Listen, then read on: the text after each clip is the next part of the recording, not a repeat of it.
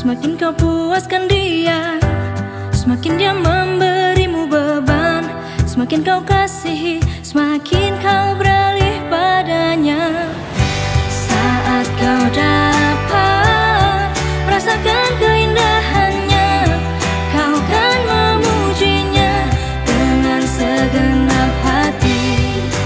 Tak satu pun dapat meredam pujianmu.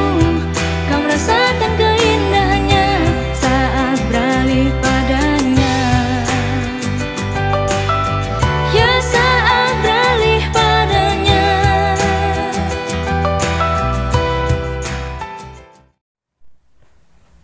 Sebelum kita mendengarkan firman Tuhan, mari kita satukan hati kita berdoa.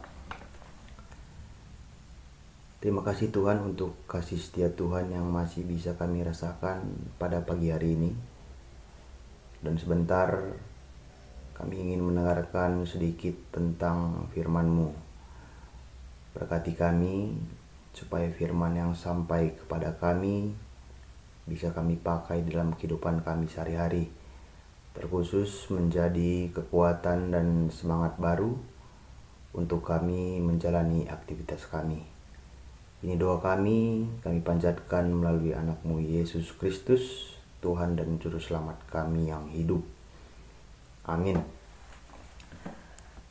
Bapak Ibu Saudara terkasih, firman kita pada pagi hari ini diambil dari Galatia 6 ayatnya yang kedua.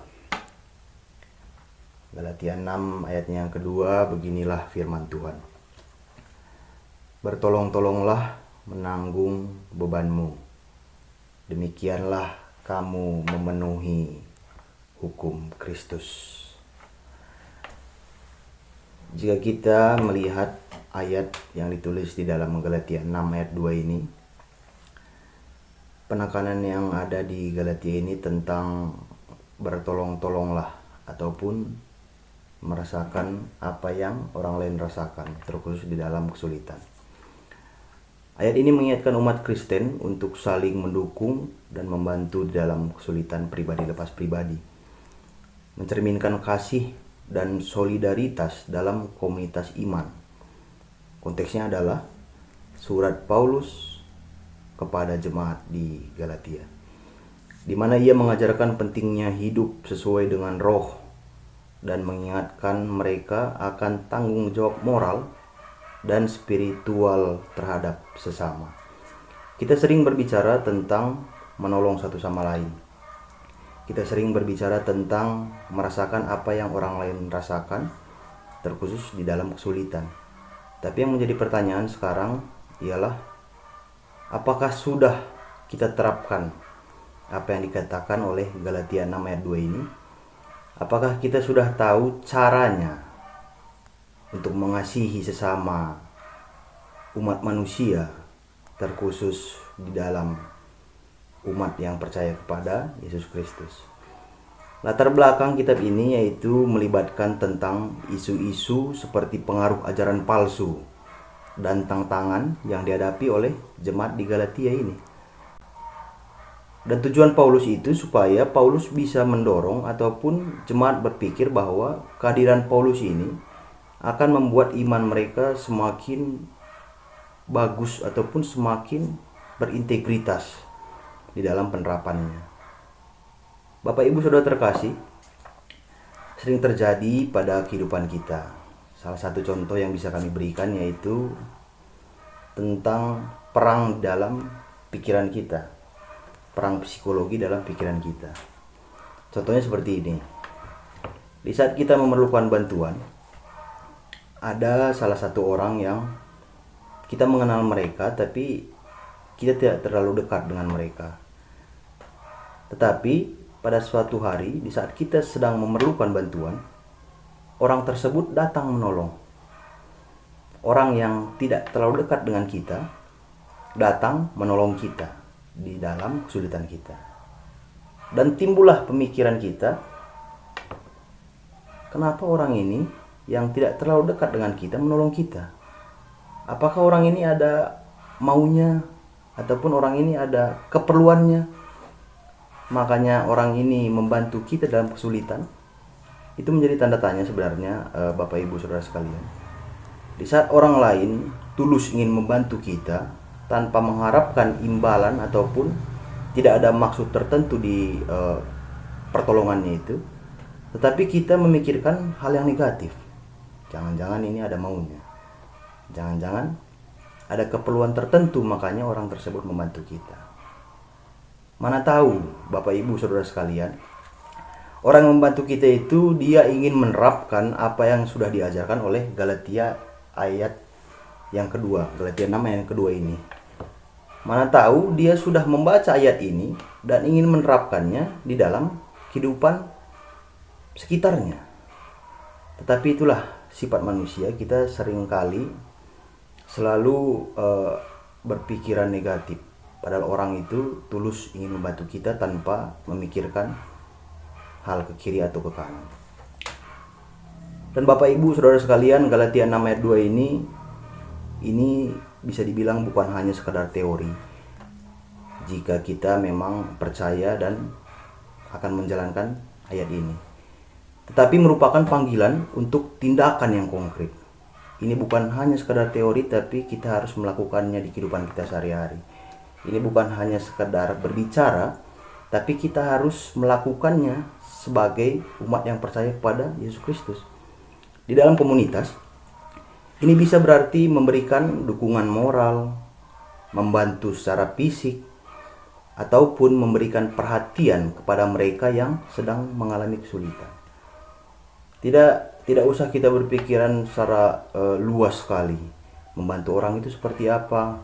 Mari kita membantu negara yang sedang mengalami kesusahan atau dan segala macam. Kita perkecil saja pikiran kita ataupun cakupan kita, terkhusus di dalam orang-orang sekitar kita saja dulu.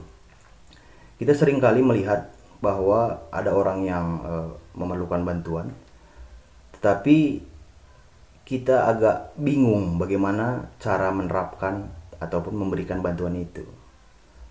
Ada beberapa macam contoh. Terkadang kita jika ingin memberikan bantuan, kita takut orang tersebut tersinggung atau apalah itu modelnya. Tapi jika kita berbalik kepada Galatia 6 ayat 2 ini, Paulus menekankan yang seperti pembahasan kita yang pertama, bahwa Paulus menginginkan jemaat yang mengerti akan kesusahan orang lain. Paulus ingin kita peduli dengan apa yang dirasakan oleh orang lain. Ada peribahasa bahasa Karo mengatakan suindu jadi suiku, yang artinya kesakitan lu itu menjadi kesakitanku juga. Kesakitan orang lain itu menjadi kesakitan kita juga. Jadi apa yang dirasakan oleh orang lain, apa kesakitan yang dirasakan oleh orang lain, itu kita rasakan juga. Kita tempatkan diri kita di tempat orang lain tersebut. Jika kita mengalami kesulitan yang dirasakan orang lain, apakah respon kita? Apakah yang kita harapkan? Pasti kita mengharapkan ada yang membantu kita, ada yang menolong kita di dalam kesulitan kita. Itu juga yang dirasakan oleh orang lain. Maka dari itu, Bapak Ibu Saudara yang terkasih, penerapan Galatia 6 ayat 2 ini terkhusus pada zaman ini itu sangat penting. Dalam masyarakat yang seringkali bingung menerapkan tentang cara menolong dan segala macam, ataupun susah memikirkan hal-hal yang bisa membantu orang lain. Dan ternyata panggilan untuk saling menanggung beban, terkhusus kita orang Kristen, itu harus kita terapkan dalam kehidupan kita. Ayat ini mengajak orang Kristen untuk membangun hubungan yang lebih dalam, saling peduli, dan menunjukkan kasih dalam tindakan nyata yang memang benar-benar kita terapkan di lingkungan sekitar kita. Ayat ini tidak berbicara tentang harus sesama orang Kristen baru bisa kita tolong, tidak. Tapi ini luas, semua umat manusia bisa kita tolong tanpa memandang dia dari suku apa, dia dari agama apa, dia dari lingkungan mana, tidak seperti itu. Tapi kasih yang diajarkan oleh ayat ini, yaitu memang benar-benar kasih yang menolong tanpa rasa ragu, tanpa rasa penyesalan jika sudah menolong seseorang, tidak seperti itu. Maka dari itu, Bapak Ibu Saudara terkasih, melalui Galatia 6 ayat 2 ini, Paulus yang menjadi kesimpulannya itu, Paulus mengajarkan bahwa kehidupan iman tidak bisa kita jalani sendiri. Kita membutuhkan satu sama lain untuk bertumbuh dan menghadapi tantangan. Dasarnya itu kita manusia bukan manusia yang bisa hidup sendiri, manusia yang mengandalkan kekuatannya sendiri, manusia yang hanya mengandalkan pikirannya sendiri.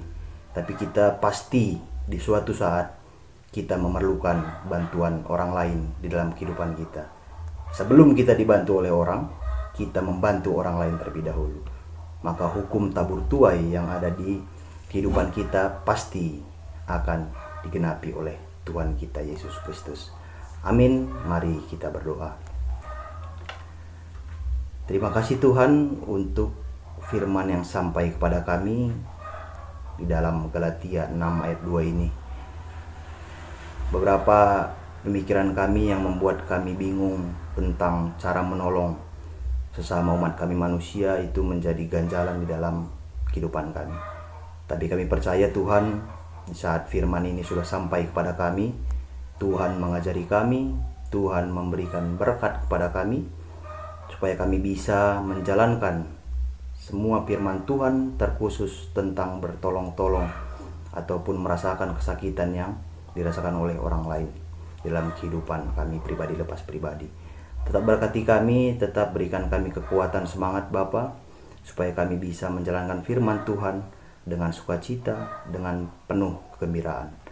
Dan juga Tuhan, di pagi hari ini kami ingin berdoa untuk pengurus kategorial, supaya Tuhan tetap memberkati mereka di dalam pelayanan mereka, di dalam kategorial Mamre, Moria, Permata, Zaitun, dan KKR. Tuhan memberkati semua pengurus, Tuhan memberikan kebijaksanaan kepada mereka pribadi lepas pribadi, supaya di dalam pelayanan mereka bisa merasakan kasih karunia Tuhan tetap menemani mereka. Berkati mereka pribadi lepas pribadi, terkhusus keluarga mereka, supaya di dalam zona keluarga pun mereka masih bisa menerapkan kasih Tuhan yang masih bisa mengalir di dalam kehidupan mereka pribadi lepas pribadi. Ini doa kami Tuhan, kami panjatkan melalui anak-Mu Yesus Kristus, Tuhan dan Juru Selamat kami. Mari kita mengucapkan doa Bapa kami. Bapa kami yang berada di dalam kerajaan surga, dikuduskanlah nama-Mu, datanglah kerajaan-Mu, jadilah kehendak-Mu di bumi seperti di surga. Berikanlah kami pada hari ini makanan kami yang secukupnya, dan ampunilah kami akan kesalahan kami, seperti kami juga mengampuni orang yang bersalah kepada kami. Dan janganlah membawa kami dalam pencobaan, tapi lepaskanlah kami daripada yang jahat. Karena Engkaulah yang punya kerajaan, dan kuasa, dan kemuliaan sampai selama-lamanya. Amin. Shalom dan selamat pagi, selamat beraktivitas untuk kita semua.